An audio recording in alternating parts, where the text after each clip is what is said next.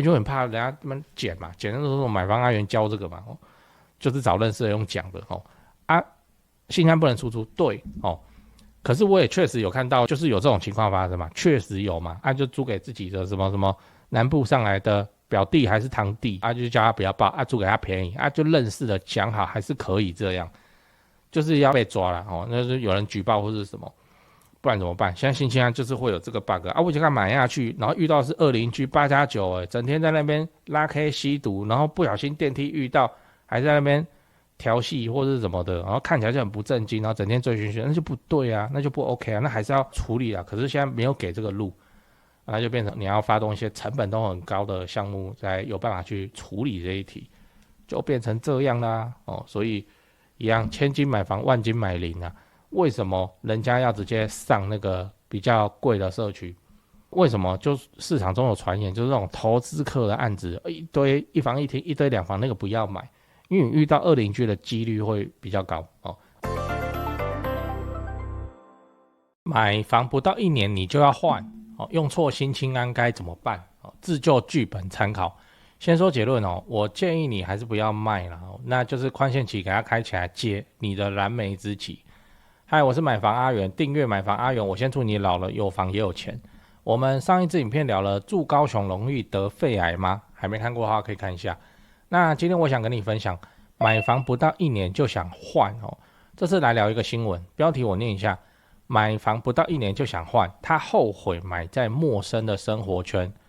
网友不推，贷款会卡死那内容我简单讲一下，就是原 po 他就因为去年的新青安狂热，怕跟不上嘛那就买了一间房子。那买房子这件事情当然是好事，还有装潢但是他现在就有点受不了。因为买的地方离公司实在太远了，那又是新环境，所以他整个人就很不适应，过得很痛苦，这样想要换房子，然后现在在考虑转售。看了一下附近的行情，卖掉的话，房价的部分不赚也不赔，但是它的装潢就真的是亏掉，跟那个中介的费用就是要亏掉。那这个就是很典型的怎么样，太急着上车就上错车的案例。好，那我们就事论事来讨论说，如果是我的话，我会怎么做所以你要知道上错车怎么解套。好，来先说结论我依然不建议现在就卖依然不建议，因为现在就不是卖的好的时机嘛。那我也未看先猜，如果你想要脱手的话，你就变急手嘛，那你很可能就要承担一些亏损这样。那你是亏损的状态，你当然房地合一是就还好，就没事嘛只是现在是买方市场，我说小亏大概也是要几十万可能要70-80万加中介费的话破百都有可能那所以你就要慢慢卖。但你就说你受不了了，所以最后的结果很可能是怎么样？就你要就急着要把它出掉就对了卖的比较便宜。然后你会遇到的第二个问题是，因为说是用新青安上车的嘛，那你现在要卖，然后再买下一间就没有新青安了，因为新青安一生一次，所以你贷款条件就是会变差，除非说没有，你就是要卖掉。然后你就空着，然后你未来几年就是额外在外面租房子，等房市变热的时候，你再回来买房子这样。这个做法又很奇怪，房市转热很可能就是你要买要高价嘛，不就又跳了一次坑，所以还是怪怪的。那我的建议是，还是至少持有这间房子持有5年5年要满所以都是第6年的事了。到时候你要卖掉再卖掉，你到时候你总是，比方说你2032要卖然后你回头看你要卖的当时的取得成本是2025，那总是胜算是高非常的多的。那这中间怎么办？在外面租房子才能够闪开那个重税。再来你要知道，可以考虑动用宽限期因为就说是新青安买的嘛，所以应该都有宽限期可以用，应该啦那应该拿不满5年但是3年2年应该是普遍都有。我就会建议说就要用宽限期了把挪出来的钱不然你本来要本金加利息再还嘛那你现在只还利息，你的本金的话拿去公司附近租房子吧，大概就是这样吧。然后假日的话再看要不要回家就这样。当然如果手上的钱还完房贷，这个宽限期中的房贷还有足够的钱可以租房子的话，那你最好就是不要去动到那个宽限期嘛，因为之后还可以再增贷出来。那新青安它只能够自住，所以你就最好不要出租了就事论事还是要讲一下就是遇到状况了就是要解这个状况，不是说我在怂恿去干这种事情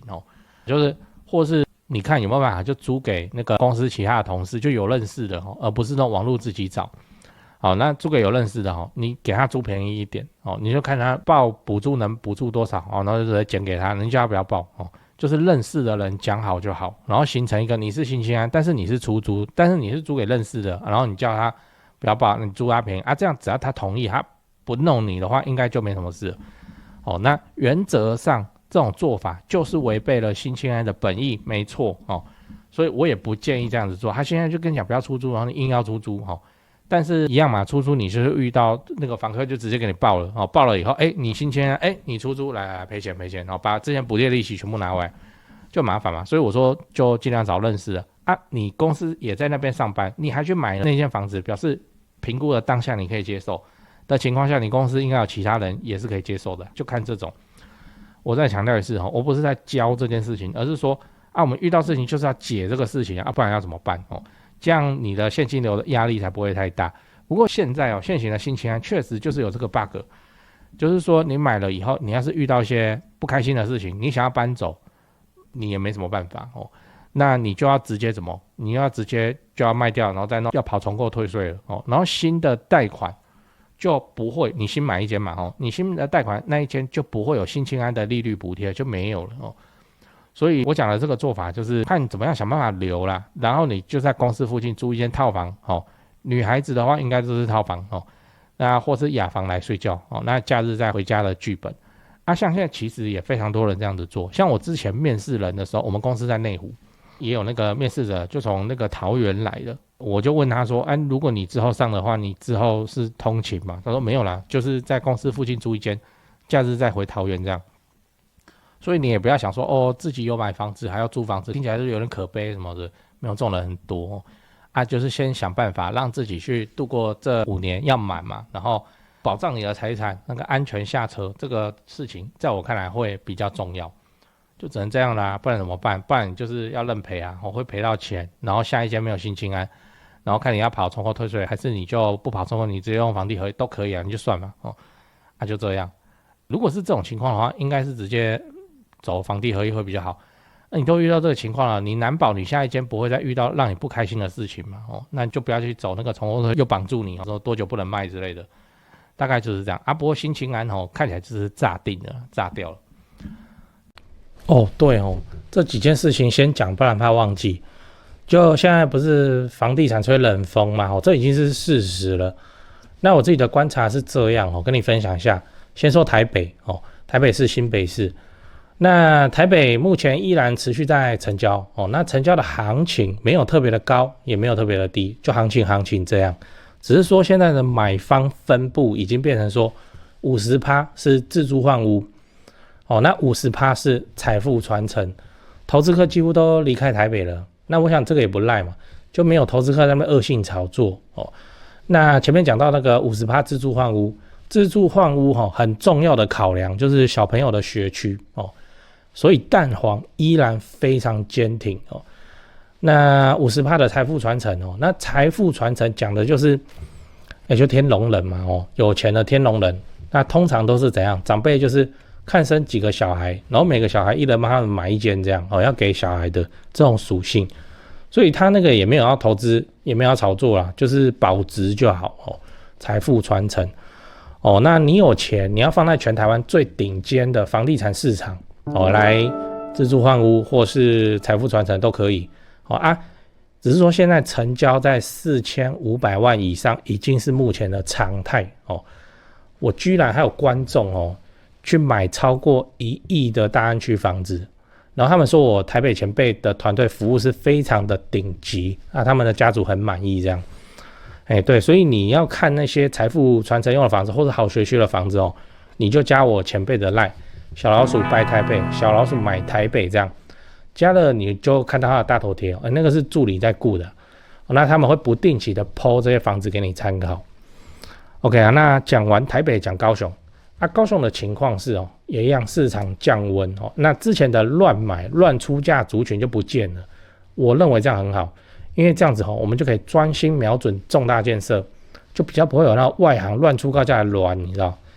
那自从我拍了会员影片我会员影片不是都会拍重大建设嘛，那陆陆续续我拍了高雄的重大建设有南子台积电到凹子底3大开发案、富邦凹子底 BOT 案，到71期4地重划、新高雄火车站，到亚洲新湾区哈。你们观众很奇怪哈，我拍一个重大建设，你们就跟着买一个重大建设附近。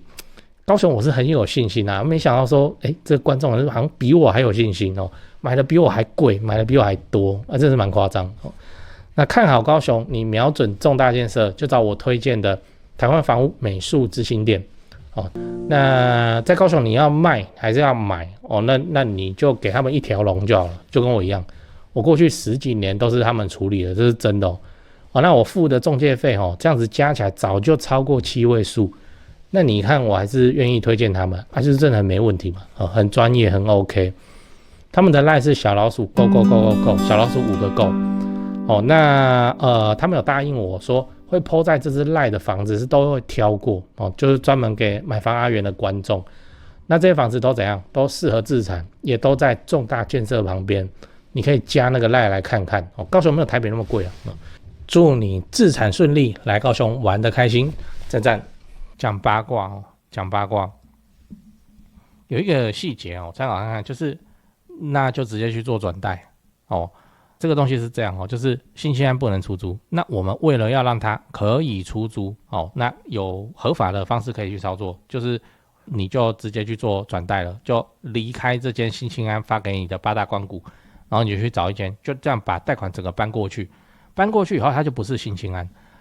就不是，然后就会变成一般的首购的利率，因为你在做那个清偿涂销的过程，一涂销掉，你的新青安一生一次就用掉了就没了，你下一件就是首购了那这个你还是找得到银行讲，就是你现在就是真的遇到恶邻居或者是怎么样，可是你用新青安买的，你没办法那就这样把它切过来，可能都还有违约金要付那就这样嘛，就遇到就认了，那你就搬过去，你就变成首購就是一般的那个利率，利率就会很高，就不会是新鲜让补贴完之后 1.775， 现在的话可能都要跑到3了3以下的话大概都可以接受了，就这样，然后你就可以出租了那你自己再去附近的公司租房子或是怎么样，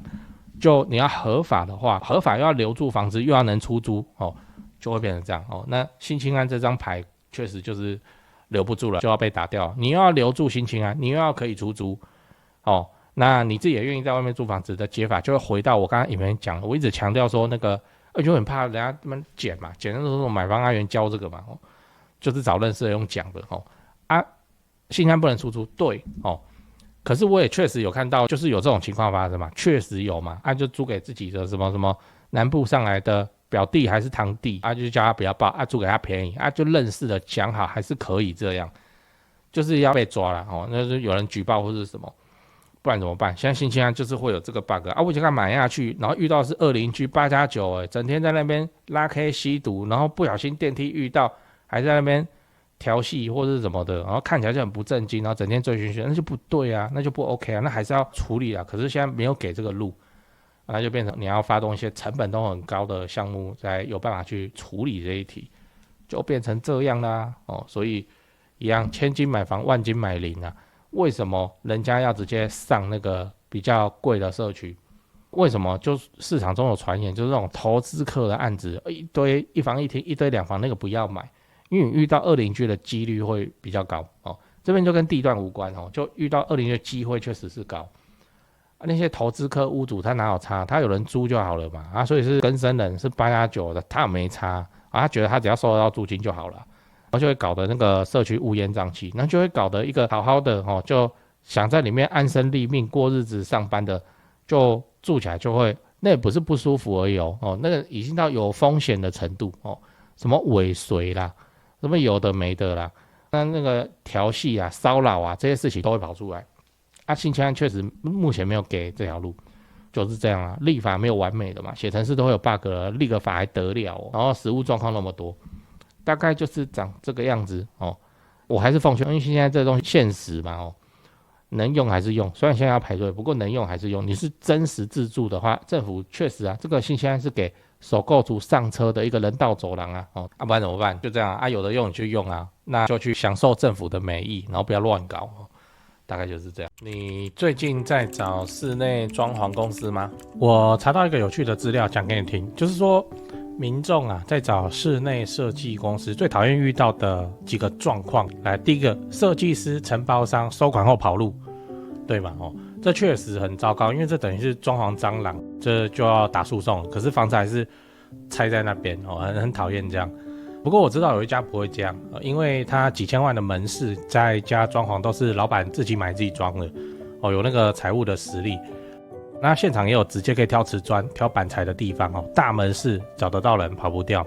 那真的做爆了的话，也兜得了底，都还赔得起。第二点是施工不良，日后漏水，我都施工了还漏水，这样，这也确实很麻烦，因为都住进去了嘛。那到时候为了要修漏水，可能还影响到邻居搞得家里又要变工地。不过我知道有一家不会这样至少豪宅案子也是敢委托他们去做。那第三点是恶意追加费用，预算严重超支，这个也是很糟糕，就是通常是发生在那种跑单帮的设计师就他是先低价报价，然后把案子接进来，然后后面再一直加，反正我都拆下去了，那你不加也不行，就会感觉像被绑架一样。这个我观众也反映过非常多这种情况，不过我知道有一家不会这样，因为他们就做10几年了那这个案例上跟那个施工上跟他的售后去看他的 Google 评论评价就知道了。你刚刚看到的画面全部都是他们家以前施工做过的案例照片，接下来我都放完工后的照片给你看。先说结论台北市、新北市地区的朋友，反正就是泸州，他们店在泸州开车30-40分钟之内可以到的地区，那家里要装修或者自产的要装修，就找这一家室内装修公司先问问看。汉一室内装修，因为我有认识老板，那又加上很多双北的朋友在请我推荐室内设计公司，双北什么老屋翻新隔套老公寓预售屋交屋要整理要收租的，我就推荐这一家汉一室内装修。汉一陈老板案件经验非常丰富，他给我历年来的施工照片，案场超过100场照片超过27000多张，我都不知道怎么挑。那加这个 LINE 可以跟助理先描述你的需求，甚至直接传屋况的照片，初步谈一谈之后应该就会去丈量了室内设计是这样就你找谁不是找，就是找而已嘛，就是怕被骗怕被敲而已嘛。那我推荐我信任汉一陈老板，那你的房子要装潢那就找汉一室内装修，先加他们先去问一下。双北装潢就找汉一室内装修，买房阿元推荐，总是比在外面乱找还要安全一点。现在就加 LINE 的 ID 是小老鼠 HANYI 汉一。